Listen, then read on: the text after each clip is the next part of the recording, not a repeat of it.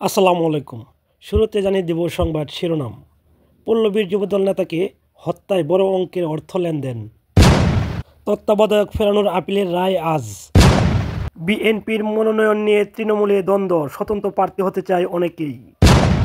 তারেক রহমানের 61তম জন্মদিন আজ। এবার বিস্তারিত। রাজধানীর পল্লবী থানার যুবদলের সদস্য সচিব গুলাম কিবরিয়া হত্যা মামলায় 2 শীর্ষ সন্ত্রাসীকে গ্রেপ্তার করেছে র্যাপিড অ্যাকশন ব্যাটালিয়ন র্যাব। গ্রেপ্তার হলেন হত্যাকাণ্ডের নির্দেশদাতা ও পরিকল্পনাকারী মনির হোসেন ওরফে সোহেল ওরফে পাতা সোহেল ও সুজন ওরফে বুকপুরা সুজন, দুজনই মিরপুর কেন্দ্রিক কুখ্যাত 4 স্টার গ্রুপের সক্রিয় সদস্য।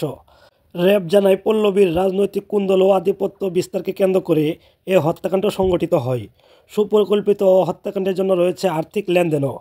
বুধবার কারণবাজার র্যাব মিডিয়া সেন্টারে আয়োজিত সংবাদ সম্মেলনে এসব তথ্য জানায় র্যাব 4 এর অধিনায়ক লেফটেন্যান্ট কর্নেল মাহবুব আলম। বহুল প্রত্যাশিত তত্ত্বাবধায়ক সরকার ব্যবস্থাপনা কখন কোন সক্রিয়া ফিরবে সে বিষয়ে আজ বৃহস্পতিবার রায় ঘোষণা করবে সুপ্রিম কোর্টের আপিল বিভাগ। 10 কার্যদিবস ধরে শুনানি শেষে গত 11 নভেম্বর এ দিন ধার্য করা হয়। প্রধান বিচারপতি ডক্টর সৈয়দ রেফাত আহমেদের নেতৃত্বাধীন 7 বিচারপতির পূর্ণাঙ্গ আপিল বেঞ্চ এ রায় দেবে।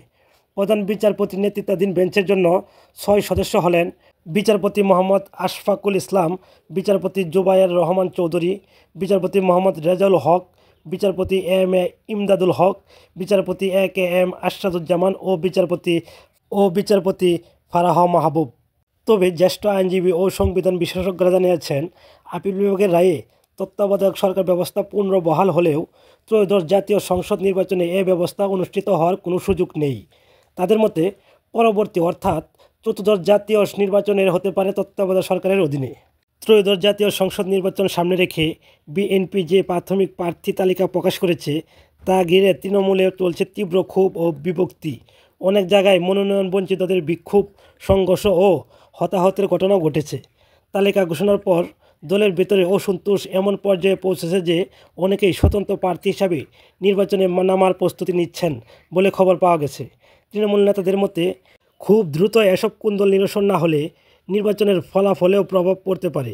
রাজনৈতিক বিশ্লেষকরা বলেছেন, বিএনপিকে এককভাবে সরকার গঠন করতে হলে একই শক্তিশালী দলীয় ঐক্য ও মাঠের বিরোধ নিষ্পত্তি জরুরি। তবে নেতাকর্মীদের মধ্যে মনোনয়ন নিয়ে এ মতানৈক্য আগামী নির্বাচনে কোনো প্রভাব পড়বে না বলে জানান দলটির স্থায়ী কমিটির সদস্য ডক্টর খন্দকার মোশাররফ হোসেন। তার দাবি, একাধিক যোগ্য প্রার্থী থাকলে একজনকে বেছে নিতে হয়, বাকিদের ক্ষোভ থাকবে স্বাভাবিক, আর এটা প্রতি নির্বাচনে হয়ে থাকে। আর বিএনপি মহাসচিব মির্জা ফখরুল ইসলাম আলমগীর প্রার্থী ঘোষণার দিন স্পষ্ট করেছেন, ঘোষিত তালিকা কেবল সম্ভাব্য প্রার্থী তালিকা, স্থায়ী কমিটি যে কোনো সময় এতে পরিবর্তন আনতে পারে। বিএনপি ভারপ্রাপ্ত চেয়ারম্যান তারেক রহমানের 61তম জন্মদিন আজ। তবে গত বছরের মতো এবারও কোনো ধরনের অনুষ্ঠান বা উৎসব না করতে দলের কর্মীদের নির্দেশনা দেওয়া হয়েছে। ঢাকা সহ দেশব্যাপী দলের সব ইউনিটের নেতাকর্মীদের দলীয় এই নির্দেশনা লঙ্ঘন না করার জন্য বিএনপির পক্ষ থেকে আহ্বান জানানো হয়েছে। তারেক রহমানের কঠোর নির্দেশনার কারণেই এমন সিদ্ধান্ত নেওয়া হয়েছে বলে জানা গেছে। তারেক রহমান 1965 সালে 20 নভেম্বর জন্মগ্রহণ করেন। তিনি সাবেক রাষ্ট্রপতি জিয়াউর রহমান এবং সাবেক প্রধানমন্ত্রী খালেদা জিয়ার বড় ছেলে।